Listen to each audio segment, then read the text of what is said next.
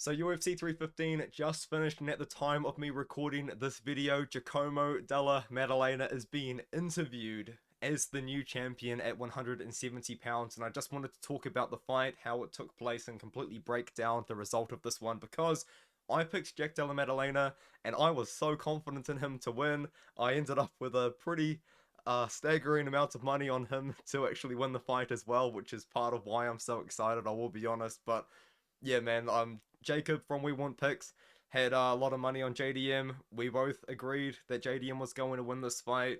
If you watched the fights, if you watched the evidence, there was evidence out there, and the conclusion was that JDM was going to win, and JDM ended up winning. It feels good sometimes, when yeah, a lot of the time I pick fights and I get them wrong, but this was one of those ones where, you did the tape study and the conclusion that I come to was the opposite to what a lot of people else did. And I was so confident in my choice. I was so confident in JDM to win. I will admit, though, I did pick him to win by knockout. He nearly did multiple times. Let's be real, but Belal Muhammad must have a crazy chin, and I think you've got to give some credit and some respect to Vicente Luque, because he might be pound for pound one of the hardest hitters at 170 pounds. But all in all, what this just did was maybe ruined 155 a little bit, let's be honest, but it saved 170 pounds. We just had Leon Edwards as a champion at 170, and as much as I love Leon Edwards and I've vouched for Leon Edwards in the past, he's not that fun. Belal Muhammad, not that fun. And I think that the Canadian fans kind of learnt that. I genuinely believe that those fans must have not known who Belal Muhammad was, because they started cheering for Belal, and then when Belal started to attempt takedowns in the first and second round, they just immediately started cheering for Jack. They must have just been like, oh, right, this is who Belal is, and then they started cheering for Giacomo, and Giacomo ended up getting it done. I will admit, not as dominantly as I thought. I genuinely thought that on the feet it wasn't going to be close, and to be fair, it wasn't close. I did score the fight 49-46 for Giacomo, with the fourth round, of course, going to Belal Muhammad, because he was able to get a lot of ground and pound off with those takedown attempts. But I do think JDM won rounds 1, 2, 3, and 5, and I think some people give Belal Muhammad round 2, but I just kind of once again think that the cleaner shots just went JDM's way. And the way that this fight kind of really took place was actually almost a tale of two fights, because it started with JDM being the one in control and controlling the cage, and then JDM actually had to make the adjustments and then start fighting from the back foot on the fourth and the fifth round, and part of the third round, I would say, as well, because it started with JDM, quite clearly winning the first round, piecing up Belal. I thought he won the second round. Some people don't, but is what it is. And then pieced up Belal again in the third round, coming forward, but then Belal started to attempt the takedowns, and that is when the fight started to change a bit. And then I will say as well, Belal was really tired in that fourth round, and he was still pushing the pace to win that round. So that was pretty cool. And then the fifth round happened, and JDM, on the feet, lands that knee, cuts Belal open. I'm like, this is over. JDM's definitely got this. And then Belal gets a takedown, and I'm thinking, oh no, JDM's not going to be able to get back up, because Belal Muhammad, does have good control, good ground and pound. But I remembered one thing.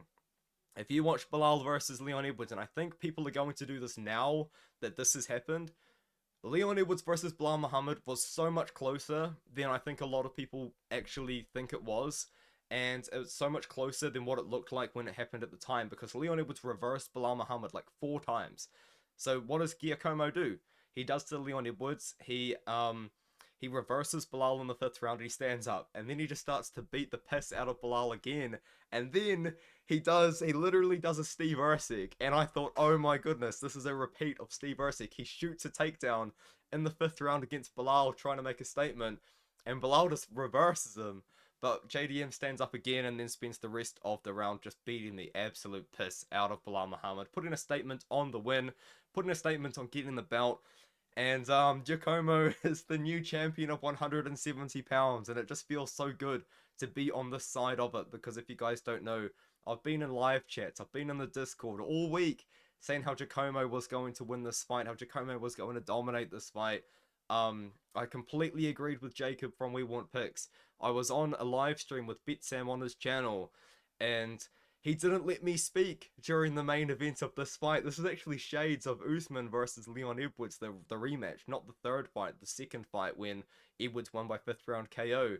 Shades of that again when I was not allowed to speak on someone's live stream because I was picking Leon Edwards against Kamaru Usman.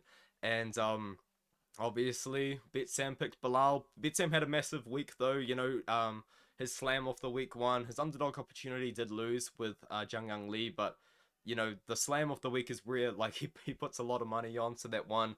And I think he also won like a bunch of prelim bets as well. I don't know what his final total was, but I do know that Jacob from We Want Picks must be probably close to a millionaire after this fight, I'll be honest, because I do know the exact number of money that he did have on this fight on Giacomo to win. Now, looking back at it, right, because a lot of people were saying this, Burns took down JDM. Basil Hafiz took down JDM. It doesn't matter. It didn't matter. This was short notice after 2 weight cuts. This was after he had broken his arm in the first round. Belal Muhammad couldn't get JDM down. He went 1 for 7, I think, on official takedowns. Maybe 2 for 7, actually, with the 5th round takedowns, obviously. Giacomo, the whole time, was in control. I will admit, though, Belal's striking did look better than I thought it would. I did think that this was going to be the fight that would finally expose Belal's striking, because I just don't believe it's good. And I do think in moments it was exposed. Like, even the commentators, and this is what was perfect as well, was DC was panicking, because DC is the single most biased commentator you've ever heard. And DC was panicking this whole fight, and it made me so happy, because I don't like DC. I've made that pretty clear, but I don't like DC, and DC was panicking. He was crying all over the mic. I was enjoying listening to that too. But yeah, as for this fight, the way that this fight kind of played out, the way that it took place, Belal was coming forward, and when he landed, he did land big, but it is because Belal is a very big guy for welterweight, and he did land some good shots himself, but the commentary was saying this, and this is just how Belal fights. He was closing the distance, throwing combinations, and not moving his head. Jack Della Maddalena throughout the entire fight was showing insane head movement, avoiding Belal Muhammad. In fact, even in moments, Belal Muhammad even was throwing a kick, and JDM could move his feet, move his entire body out of the way before the kick landed. Like, JDM was just showing speed and just differences in speed in the striking in this matchup. And I think that honestly, you could even like compare the speed difference between Natalia Silva and Grasso to this fight. I'm going to talk about the whole card later on, but genuinely, like, JDM was just so much faster than Belal. Would land one strike, and JDM would have countered him with a strike before Belal's strike even landed, and then he would throw a left hook behind, or right hand behind. So JDM was just landing at all times, and the kicks from JDM as well was something I didn't even expect that much. So many knees from JDM, so many kicks from JDM. Head kick in round 1, head kicks later on in the fight, and a lot of leg kicks and body kicks, but mostly he was just head hunting with the hands. Just a great performance from JDM. I scored it 4-1 JDM. Yeah, it's 4-1 JDM on my card. 48-47 for JDM at worst. Just a really good performance overall. Just kind of a dominant performance overall. For Belal, honestly, like, he's nearly 37, and I do believe that the age actually did show a lot in this fight. He did show that he was slowing down quite considerably in the 3rd, 4th rounds, but he pushed a lot in the 5th. I think he knew that he needed the 5th. I mean, on my scorecard, he didn't need the 5th, but it seems like on the judges' scorecards, he probably did. But JDM stole it with just all the damage, with being able to push, having that dog in him, and that's another thing as well that I said, was all of Belal's opponents that he's beaten recently, they just didn't have the dog in them. They didn't have the ability to push. Now, here's where I get a little bit worried for JDM, though, is the future. I do believe that if he does fight Ian Gary next, which seems like it could be the one, because apparently Shavkat Rakhmanov's injured. Like, apparently Shavkat Rakhmanov's, like, really injured. And apparently it's going to be Islam Makhachev versus JDM next. And we'll see if that gets announced within the next few weeks or so. But if you ask me, honestly, I think that JDM probably needs a bit of time off. I don't think that I could see JDM fighting in 2 months, you know what I mean? Like, I would like to see it, but I wouldn't like to see it at the same time. I feel like we should see JDM fight like in September in Perth or something, because apparently that's going to happen. But yeah, I don't know what the situation with JDM's going to be. Is it going to be JDM versus Makhachev? That would be cool. And here's the situation, right? I would actually favor JDM to beat Ian Gary, but I don't think that I could pick him to beat Islam Makhachev, and it's because I do genuinely believe that Islam Makhachev is a genuinely talented striker, and that's where I just get a little bit scared for JDM, because Islam's so dominant in the wrestling, and we've seen JDM show good defense in the wrestling in this fight especially, but against someone that can strike as well, it's going to be a bit tough, but maybe. Yeah, that's just a tough fight, I'll be honest. But I think he does beat Ian Gary. I do think that um, Ian Gary's striking style isn't great for JDM to have to deal with. But I do think kind of we've seen JDM beat up Randy Brown, who's also a rangy striker.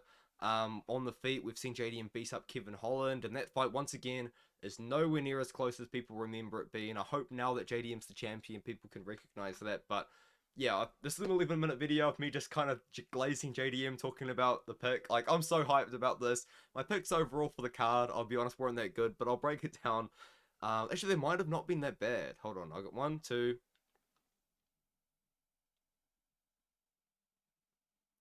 4, 8 and 4. That's a 75. Oh, okay, I crushed this card. Never mind.